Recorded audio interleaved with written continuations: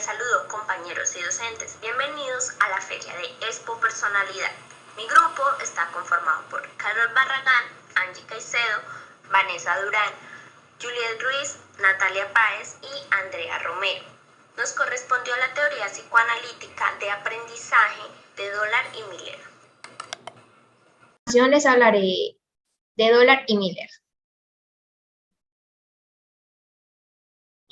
John Dollar nació el 29 de agosto de 1900 y murió el 8 de octubre de 1980. Fue un estadounidense que estudió comercio e inglés en la Universidad de Wisconsin. Dollar se convirtió en un psicólogo de la Facultad de Psicología de la Universidad de Yale en 1942. Además de enseñar antropología en Yale, también enseñó psicología y sociología y se retiró en 1969. Neal Egan Miller nació en Milwaukee, Wisconsin, en Estados Unidos, el 13 de agosto de 1909. Al principio de su carrera se centró en experimentar sobre la conducta en situaciones reales, pero teniendo una visión todavía freudiana. Tanto Miller como Dollar consideraban que la personalidad puede ser definida en base a hábitos. Miller es considerado uno de los primeros en utilizar el concepto de biofeedback, es decir, el proceso de ir ganando una mayor conciencia de muchas funciones psicológicas usando herramientas que dan información sobre esas mismas funciones. Dollar y Miller trabajaron juntos en el Instituto de Relaciones Humanas en la Universidad de Yale, donde hicieron varias investigaciones sobre la sociología, la antropología, la psicología y la psiquiatría. Esos estudios dieron paso a la teoría de la personalidad basada en el reforzamiento, la cual se destacó principalmente en el siglo XX en todos los Estados Unidos. Ambos hombres recibieron un entrenamiento psicoanalítico, son autores de varios libros y han tenido cargos muy significativos en prestigiosas universidades de los Estados Unidos.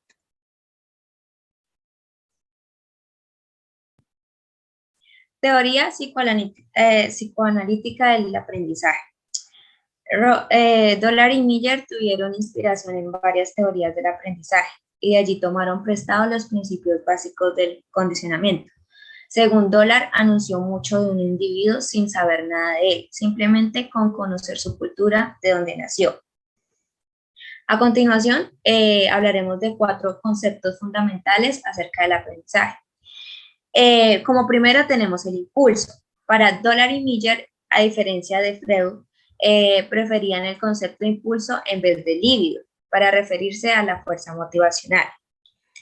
Como segundo tenemos la señal. Las señales son estímulos discriminativos. Una vez que los impulsos activan a una persona, las señales determinan cuándo responderá y la respuesta que se va a emitir. Como tercero tenemos las respuestas. Y allí nos dice que cualquier conducta que pueda ser cambiada por el aprendizaje o en cualquier situación, algunas respuestas ocurren más frecuentes que otras. Y por último, tenemos la recompensa.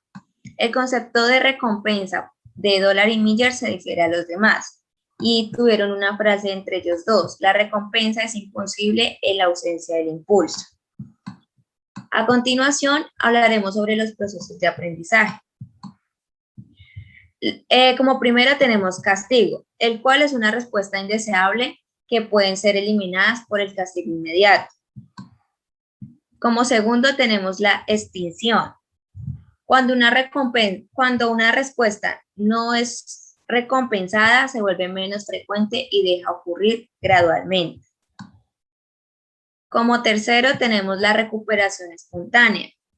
Después de que una respuesta sea extinguida, reaparece ocasional. Esto no tiene explicación, simplemente es una característica de las respuestas extinguidas.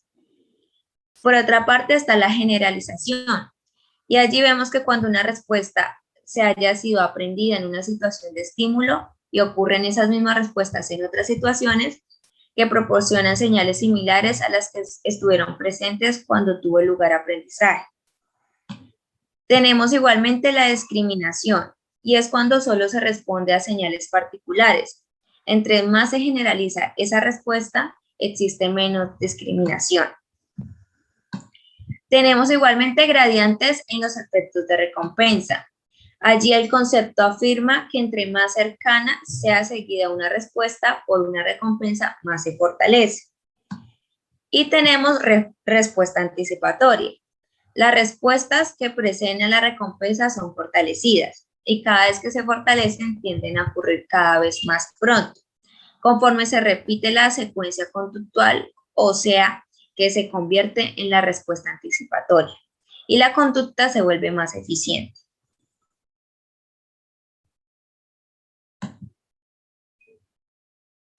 Aprendizaje por imitación.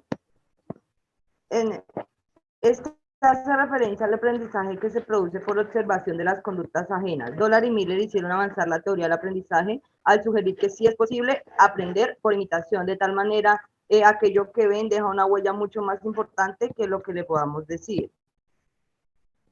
Misma conducta. Para que un niño imite la misma conducta que la persona a la cual es metida, es necesario que tanto la conducta como las señales que lo controlan sean las mismas.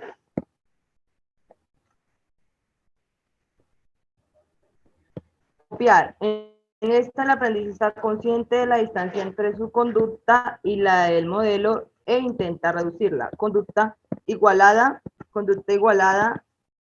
dependiente. Al igual que en la copia, el aprendiz produce una respuesta que iguala a la respuesta del modelo y esta depende de que el modelo proporcione una señal para dicha conducta. Siguiente. 4 periodos críticos de entrenamiento. Dollar y Miller reconocían a Freud por señalar la importancia de la niñez y sus conflictos psicosexuales, pero traduciéndolos al lenguaje de la teoría del aprendizaje. Estos son: alimentación. Es recompensante debido a que reduce el impulso del hambre y se fortalece en la respuesta que el lactante emite antes de ser alimentado. Al igual, un niño alimentado apropiadamente, este desarrollará el amor por su madre y una personalidad sociable.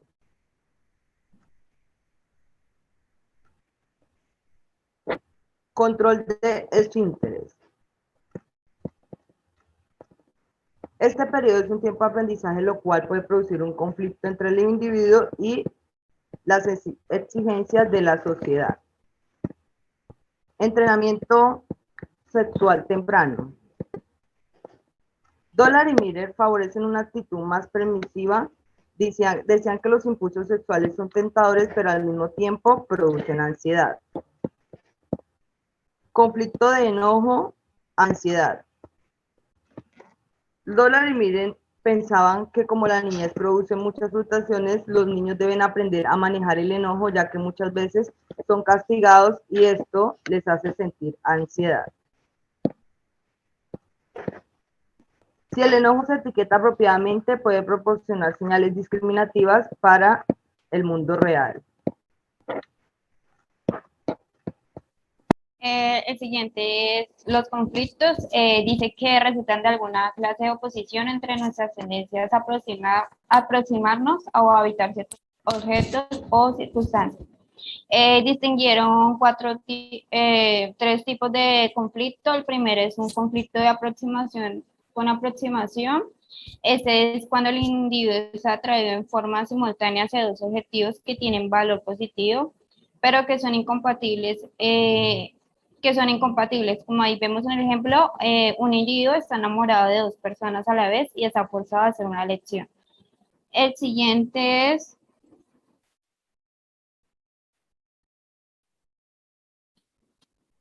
evitación por evitación. Este trata que cuando una persona enfrenta dos alternativas indeseables, el ejemplo que hay es: el plato está caliente, le está quemando las manos, pero si lo suelta derramará la comida. Y por último está el conflicto de aproximación-evitación, que ese es cuando un objetivo atrae y repele al individuo. Un ejemplo, su pareja es tanto atractiva como odiosa. A menudo es necesario considerar situaciones combinadas de conflictos.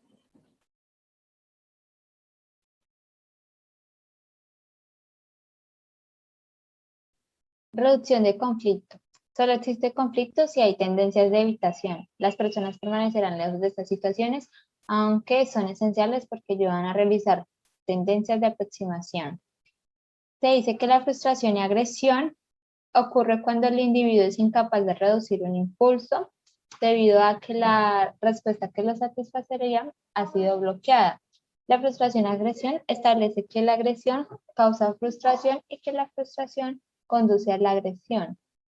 En las modificaciones de la hipótesis de la frustración-agresión encontramos la agresión hostil y la agresión instrumental, donde la agresión hostil, descrita tanto por Dollar y Miller, dice que la meta de esta es dañar a alguien, mientras que la agresión instrumental es un medio hacia alguna otra meta. En las señales agresivas se dice que la frustración instiga unas tendencias agresivas, pero se identifican en muchos factores situacionales que esta puede influir si ocurre una conducta agresiva. Estas tendencias agresivas pueden ser inhibidas entre pues, otros factores como lo son las reglas sociales o el temor al castigo o la fortaleza del yo. Está el alcohol, que tiene una gran relación con la agresión debido a que esta incrementa la agresión y tiene un efecto considerable.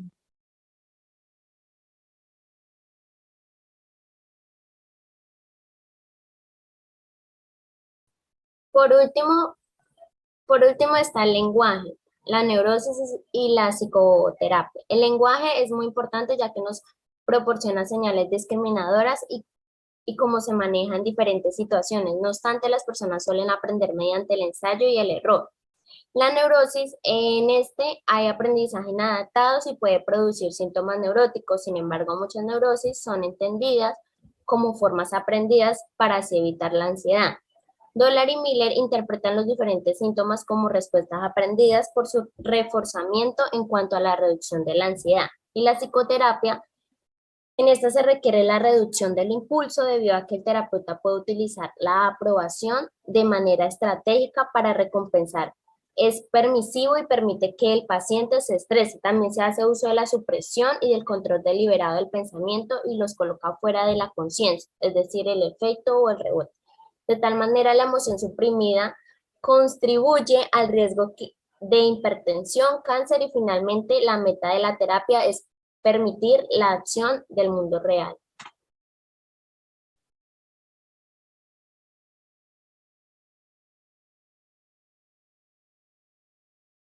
A continuación veremos el siguiente video. Hola, el día de hoy vamos a hablar sobre la teoría psicoanalítica del aprendizaje.